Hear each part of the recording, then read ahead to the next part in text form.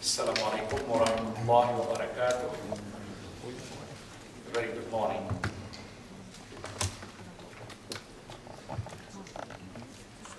Yang amat berbahagia, Tun Dr. Mahathir Mohamad, our former Prime Minister of Malaysia,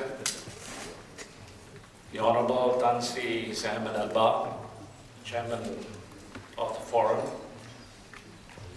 Dr. Mansur, the Secretary General of the National Front, Presidents of National Front component parties, members of the Malaysian Cabinet, Excellencies, High Commissioners and Ambassadors, members of the lain and UMNO Supreme Councils, members of the UMNO Overseas Club, distinguished guests, ladies and gentlemen. First and foremost, let me thank and of course congratulate those who have conceived and organized this quite an extraordinary forum held in conjunction with the 61st UMNO General Assembly.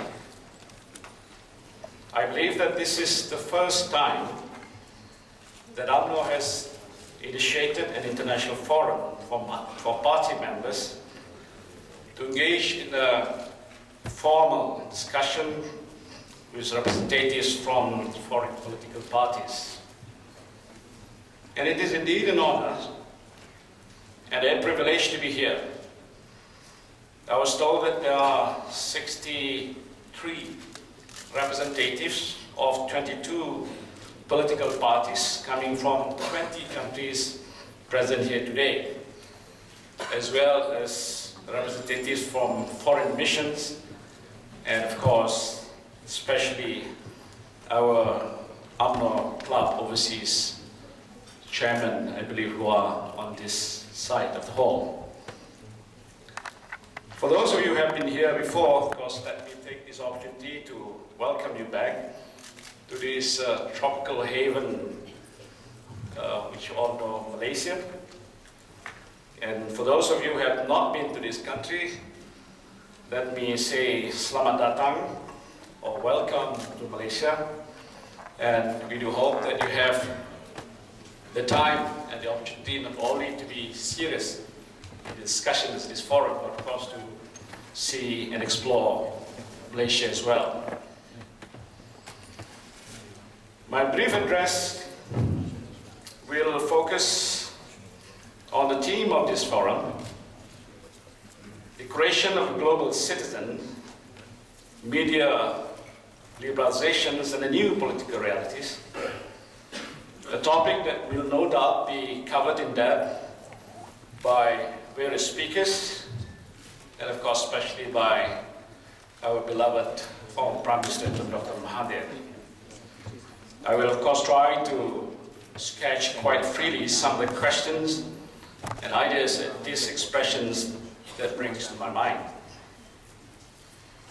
In the history of ideas, the notion of a global citizenship has very old and deep roots, and many authors have delved into it.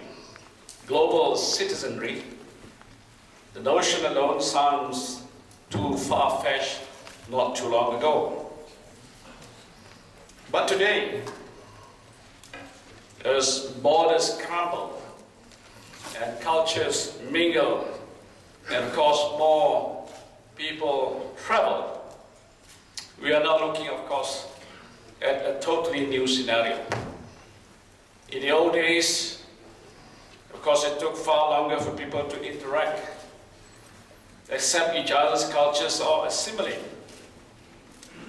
Communication technologies and popular culture are, of course, changing all that. We are truly now living in the global metropolises, not merely villages, for we are wired, connected, and attached to each other as never before in the history of mankind. where we were 15 years ago, when mobile phones were still in their infancy. In fact, a little more than 5 years ago, the SMS was nowhere in sight. Slightly less than 30 years ago, some among us were using word processors on a Commodore 54 or 64, which at that time was state-of-the-art personal computer. The memory of an IBM computer the size of one room is now available in a gadget you can hold in your palm. And the world is now a universe of information where humans are supposedly more informed than ever before. Now, centuries ago, one could expect that the world would not change significantly from generation to generation. And of course, the changes you have seen in your own lifetimes make clear that this is no longer true. Consider the cell phone in your pocket. No matter how new it is already out of date by today. Things are changing that fast, and with the mere speed and magnitude of change, regardless of its precise characteristics, will be a defining feature of the decades to come. In the distant past, everyone knew that the world was physically round. Brave explorers centuries before us had sailed the oceans to prove it.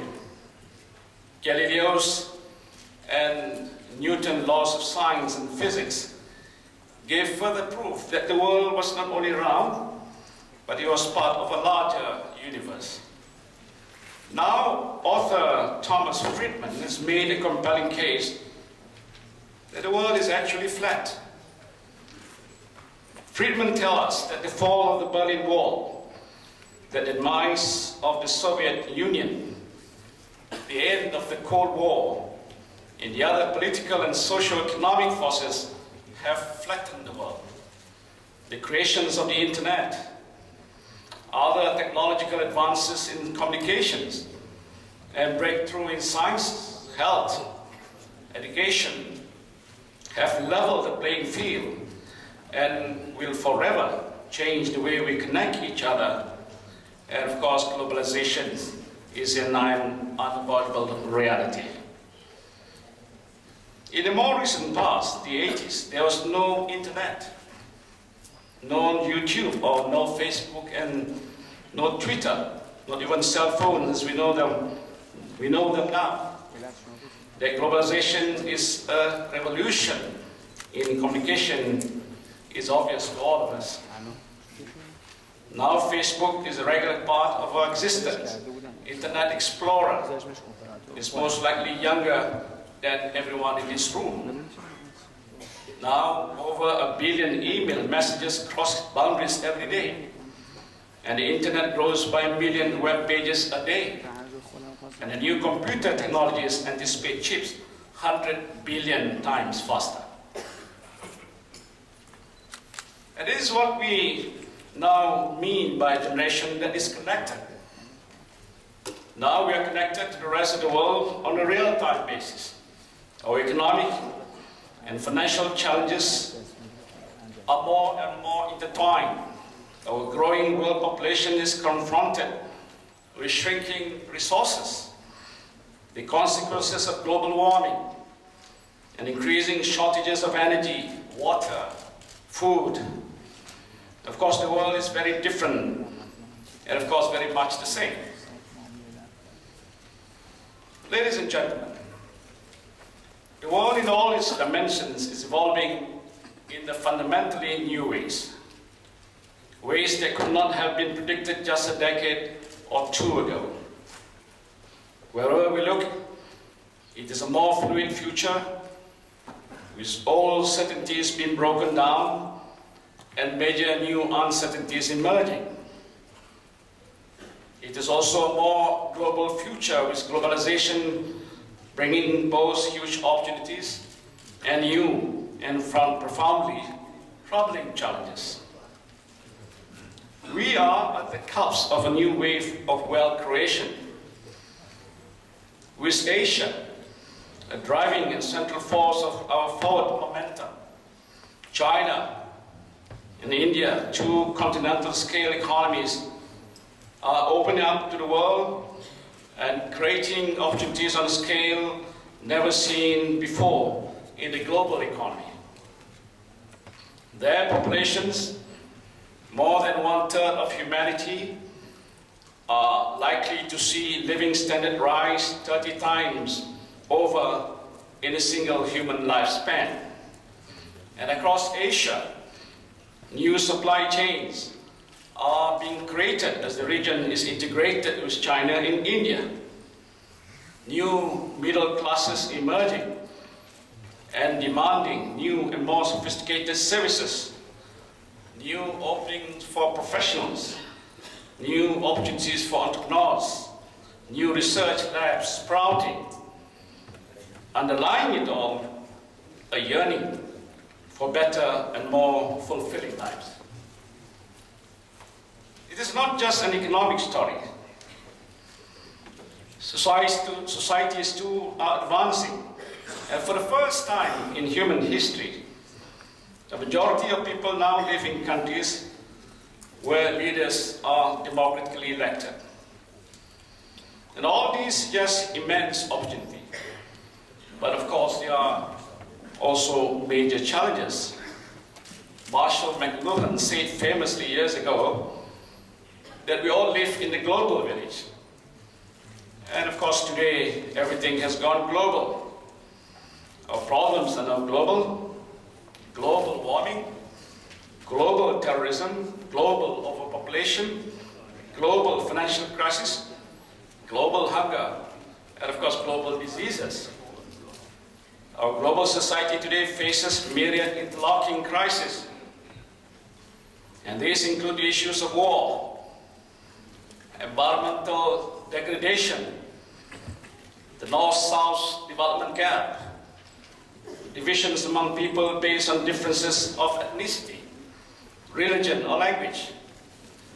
Of course, the list is long and familiar, and the road to solutions may seem all too distant and daunting. And so our solutions and our responses must also be global. How can our experience prepare us to address questions like these? How can we use our time here to prepare for the global citizenship?